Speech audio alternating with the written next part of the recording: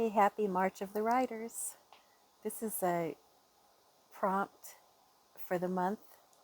Uh, every day of the month, and JD Estrada started this, so thanks, JD. These always get me thinking where, I get busy doing my writer thing and don't always think about stuff. But this prompt for day 7, Method to Madness, um, is supposed to be about tips or describing a writing process, how to spot plot holes, improve writing, catch typos, etc.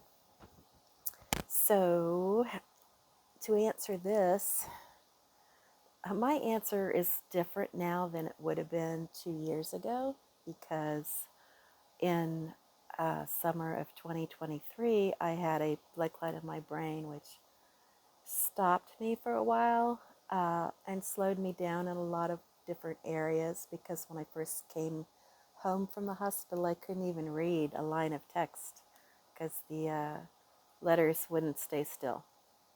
So I had to try some different things. So method of writing had to change. I used to write linearly. I'd start a story, write chapter by chapter, finish it.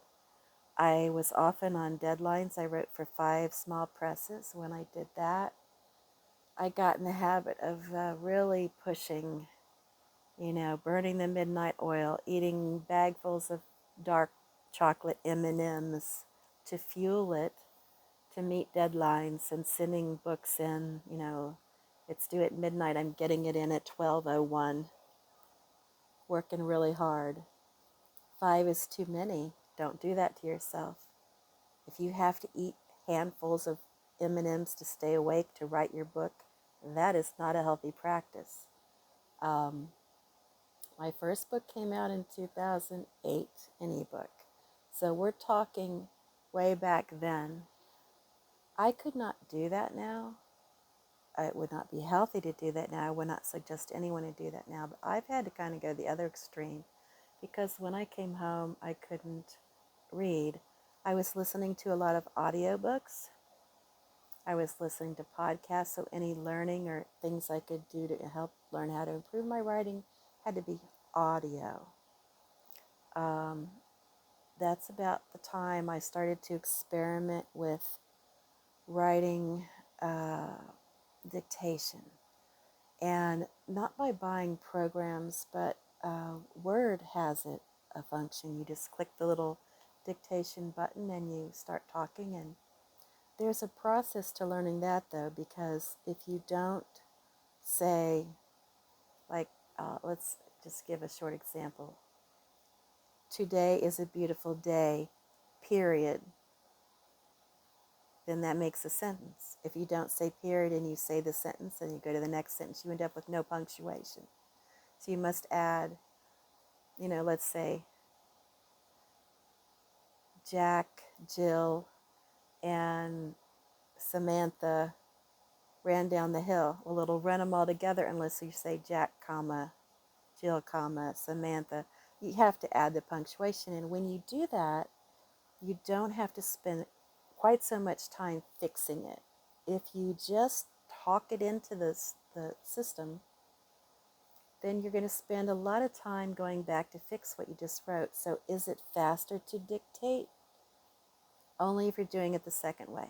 If you're doing it the first way, it could even take longer to dictate than it would to type it, especially if you're a writer who's like me, was used to typing pretty fast. And, I took typing class and I just automatically learned. Back then, I learned carriage return, spacing and all that jazz. I didn't have to look at the keys. I don't have to look at the keys now. In fact, if you were to look at my laptop, some of my keys are worn off. You can't even see what letter they are. I was showing my grandson that the other day, and he's like, "Oh, you must use the N a lot." I'm like, "Good thing you knew what that one was because you can't see it." Like, but I don't have to know what it says. I know what I'm doing, right? So, let's see, tips, methods. My writing process has also changed. Where I used to write linearly, now what I'm doing is I am, because of various things like going to neural PT twice a week, uh, my schedule is, I've got to work around the medical. Instead of work around the writing schedule, I have to work around the medical schedule. So for me, I'm writing scenes, not linearly. I have a scene idea. I'm writing this scene. And then I know where it's going to go, sort of. And then I have another scene. And I'm going to then, when the scenes are done, patch them together in the order in which they need to be. And then I'll start at the beginning and make sort of a flow that runs in and around it and connects it and, makes it all come together. So it's a very different process than when I first started writing. And I'm glad that I've got so many years of writing experience behind me, because I think I would feel very uncomfortable doing that if I didn't pretty much already have a really good grasp of how I put my books together. So let's see, catching typos. I don't worry about catching typos. That's what my spelling grammar check is for. When I run spelling grammar check, I run it through kind of fast when I'm done, and then I read it through once to see that the words make sense, because those systems, they don't always put the right word in. This is why you can see a published book come out that's supposedly been edited, and it probably has been, and you're reading the first chapter and you have the word here, as in here with your ear, or come here. Like, those are two different things altogether, but you'll see the wrong one in place of the right one, and you're like, oh wow, somebody should have caught that. That's pretty big. Those writing programs, they don't always catch that kind of stuff, so somebody's probably run it through a writing program but not actually sat down and read it through. So you see some of that. I would suggest that's the way, to fix your typos. Do your spell check, but then read it out loud, and as you read it out loud, you'll catch things too. Spotting plot holes.